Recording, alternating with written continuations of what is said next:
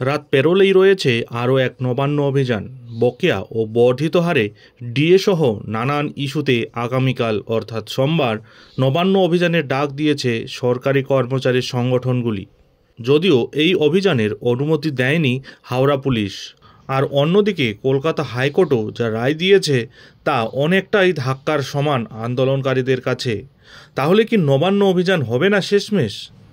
হ্যাঁ বন্ধুরা, সম্পূর্ণ বিষয়টি ডিটেলসে আলোচনা করব এই ভিডিওর মাধ্যমে, তাই ভিডিওটি স্কিপ না করে শুরু থেকে শেষ পর্যন্ত অবশ্যই দেখুন এবং চ্যানেলে নতুন হলে চ্যানেলটিকে সাবস্ক্রাইব করে বেল আইকনটি বাজিয়ে অল নোটিফিকেশন অন করে দিন এই ধরনের গুরুত্বপূর্ণ আপডেটগুলি ঠিক সময় পেতে হলে। বন্ধুরা, আগামী 28 জুলাই যোগ্য চাকরিহারাদের চাকরি ফেরানো, শূন্যপদে নিয়োগ, বকেয়া ডিএ সংক্রান্ত নানান ইস্যুতে নবান্ন অভিযানের ডাক দিয়েছে তিনটি সংগঠন। সংগ্রামী যৌথ মঞ্চ, পশ্চিমবঙ্গ চাকরি প্রার্থী চাকরিজীবী চাকরিহারা ঐক্যমঞ্চ এই অভিযানের ডাক দিয়েছে। এদিকে মিছিলের অনুমতি চেয়ে হাওড়া সিটি পুলিশকে চিঠি পাঠানো হয়েছিল, তবে সেই অনুমতি কিন্তু দেওয়া হয়নি। হাওড়া সিটি পুলিশের তরফে সাফ জানানো হয়েছে নবান্ন অভিযানের মিছিল করা যাবে না, এর জন্য অনুমতি দেয়নি police. Howrah city police commissioner Prabin Tripathi সাংবাদিক বৈঠকে বলেন, পুলিশ সোমবার নবান্ন অভিযানের অনুমতি দেয়নি। তা সত্ত্বেও যদি কেউ নিয়ম ভঙ্গ করেন তাহলে তার বিরুদ্ধে আইন মেনে যথাযথ ব্যবস্থা নেওয়া হবে। হাওড়া সিটি পুলিশের তরফে ইতিমধ্যেই ফোরশোর রোড এবং জিটি রোডে 12 ফুট লোহার ব্যারিকেড তৈরির কাজ শুরু হয়ে গিয়েছে। রাস্তায় গার্ড রেল লাগানো হচ্ছে ড্রিল মেশিন দিয়ে গর্ত করে, যদিও আন্দোলনকারীরা এতেও দমে যেতে রাজি নন। আর এদিকে নবান্ন অভিযান নিয়ে কড়া মনোভাব দেখিয়েছে কলকাতা হাইকোর্টও।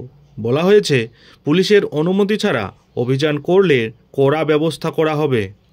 যেহেতু সামনে মঙ্গলাহাট এবং অন্যান্য হাট বাজার বসবে, সেজন্য হাট বসার দিনগুলিতে জমায়েত মিছিল করা যাবে না।